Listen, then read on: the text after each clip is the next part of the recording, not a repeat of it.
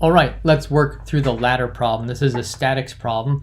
It's somewhat challenging. We have to be very careful on how we deal with forces and torques. So I'll read it first. A ladder weighing 400 newtons and a length of 10 meters is placed against a smooth, frictionless vertical wall. There's a person who weighs 800 newtons that's standing on the ladder 2 meters from the bottom. And the foot of the ladder is 8 meters from the bottom of the wall. The floor exerts a frictional force that keeps the ladder from sliding out. Calculate the normal force exerted by the wall, the friction force exerted by the floor, and the normal force exerted by the floor on the ladder. Okay, so let's draw this situation. So we've got the wall right here. We've got the floor right here. And we've got the ladder leaning against it. And apparently it's a 10-meter long ladder, but the base is 8 meters from the bottom of the wall. So it's kind of leaning pretty hard out like this. So let's go ahead and draw the ladder like this. Okay, we are told that the length of the ladder, which is kind of from here to here. Oops, that's kind of a weird looking. That length right there is 10 meters. We are told that the base of the ladder is, let's call that a distance x, and that is 8 meters from the base of the wall, right? Okay, very good. And then we have a person standing on the ladder. We'll put the person right here, and they are at a distance d, and that distance d is 2 meters from the bottom of the ladder. And naturally what's going to happen is that if this person is standing on the ladder, the whole ladder is going to tend to slide downward. So we are told that there's a frictional force, F. Tell you what, let's make these in orange. There's a frictional force like this that is holding the base of the ladder in so it doesn't slide. We also will have, of course, a normal force due to the floor. I'll call that F, pointing upward. We also have a normal force due to the wall. I'll call that N, pointing inward like this. We're told that the wall is perfectly slippery, frictionless, so there's no frictional force holding it up. But we also have the weight of the ladder. We'll call that W. And we have the weight of the person. We'll call that, let's call that P, pointing downward. Okay, so what's naturally going to happen, like I said, is this ladder is going to slide outward, but because of this friction force, it's being held inward. This is a statics problem, so we need to know what the strength of this force F is, what the strength of this frictional force is, and what the strength of this normal force is. And once again, we're told that the weight of the ladder is equal to, what were we told? 400 newtons. And we're told that the weight of the person is equal to 800 newtons. Okay? Now, in general, when these static problems, in order to solve these static problems, you need to have the sum of all the forces acting on the ladder equal to 0, and the sum of the torques acting on the ladder equal to 0. This implies that the center of gravity of the ladder isn't accelerating, and this implies that the ladder is not angularly accelerating around its center of mass, for example. Okay, so let's do this. Let's first talk about the horizontal components of the force. The horizontal components of the force, well, we've got a normal force pointing in the positive direction. Let's call this the positive x direction. And we've got a frictional force pointing leftward, and those two have to sum to 0.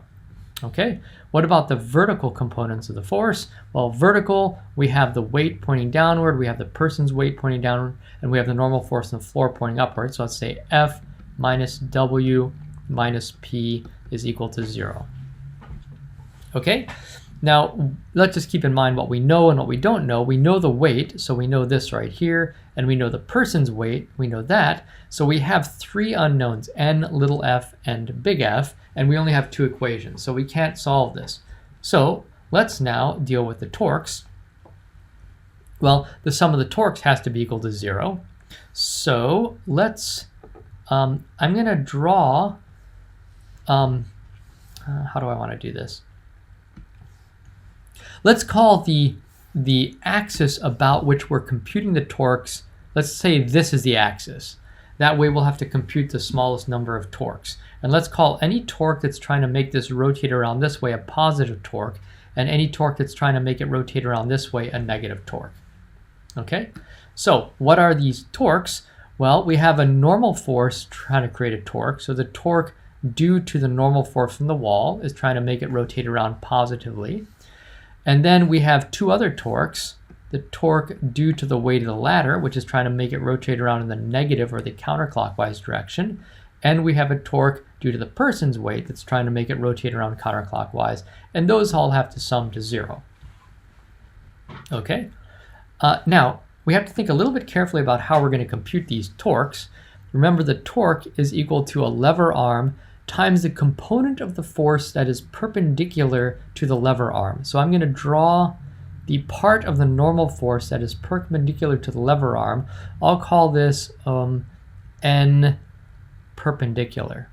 Okay? And likewise, this weight is going to have a component, the weight perpendicular to the lever arm. And likewise, this right here, we'll call this P. I know this is getting a little messy, but the P perpendicular. Okay, so now what we can do is we can relabel this torque right here. We can call this N perpendicular times the lever arm is just L. And what about this one? The torque due to the weight of the ladder, it would be the weight perpendicular times that lever arm, which is going to be L over 2. And then the torque due to the weight of the person, we'll call that P perpendicular times D. And that has to sum to 0. Okay, now we just have to figure out what these perpendicular components are. Well, how are we going to do this? We don't know what this angle is right here, but we can figure out these angles because, let me draw this in yellow, we can figure out this angle, for example, right here, because we know the distance from the base of the ladder to the wall is 8 meters, and the length of the ladder is 10 meters.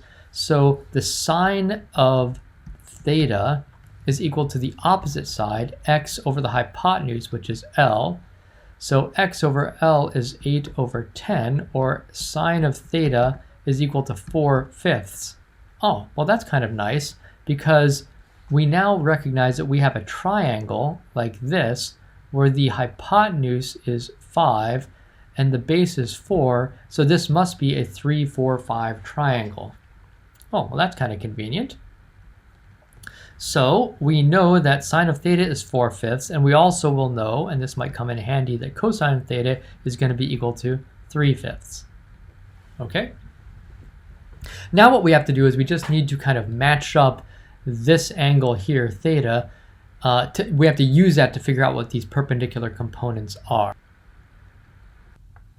Okay, so now we just need to figure out what the perpendicular components of the normal force of the wall, the perpendicular component of the weight of the ladder, and the perpendicular component of the weight of the person are.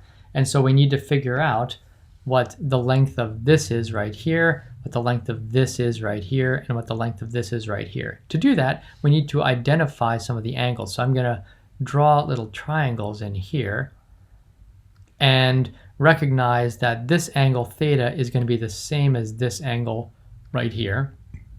It's also going to be the same as this angle right here, and the same as, this angle right here. I know this is a little bit tiny to see, but once we do that, we can figure out what these components are. So N perpendicular is going to be equal to N times cosine of theta, because cosine of theta is adjacent over hypotenuse, so that would be equal to N cosine of theta times L.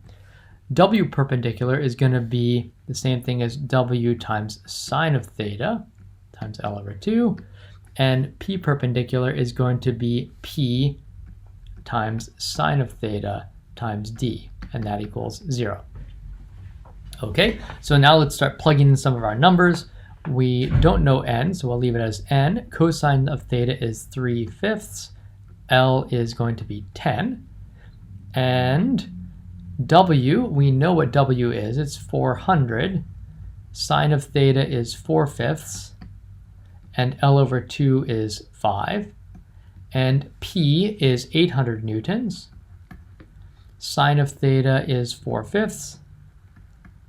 and D is 2, and that has to sum to 0. So here we have 3/5 of 10, which is going to be 6. So we have 6n. And here we have, well, the 5's cancel out. We have 1600. And here, oh, that's rough. So 800 divided by 5. Well, 800 divided by 10 would be 80, right? So if we only divide it by 5, it would be 160. So we have to have 160 times 4 times 2. So 160 times 8. Well, let's figure that out up here. 160 times 8 is going to be 0. 8 times 6 is 48. 8 times 1 is 8 plus 4 is 12. So it's 1,280. So we have 6n minus 1,600 minus 1,280 is equal to 0. And that gives us 6n is equal to, well, you add these two together, you get 2,880. Rats, now we need to divide, so we can figure out the normal force is 2880 divided by 6. Well, let's do that. 6 goes into 28 4 times, 24, 48. Okay, that works out kind of nicely. So that's 480. So in other words, the normal force is equal to 480 newtons. Okay, so we've done that. So we figure out the normal force, this right here. Oh, okay, well, so now we're in a position where we can solve for all these things. So we know that the normal force exerted by the wall, we just found to be 480 newtons. And that means we can use this right here. That means that the frictional force exerted by the floor also has to be 480 newtons. That means that those two are balancing each other. And now we can figure out what the normal force exerted by the floor is. Well, I guess we could have done that before, but the frictional force exerted, the normal force exerted by the floor is going to be equal to the weight of the ladder plus the weight of the person, which is just going to be 1,200 newtons. And there we have it. We have the solution to our problem.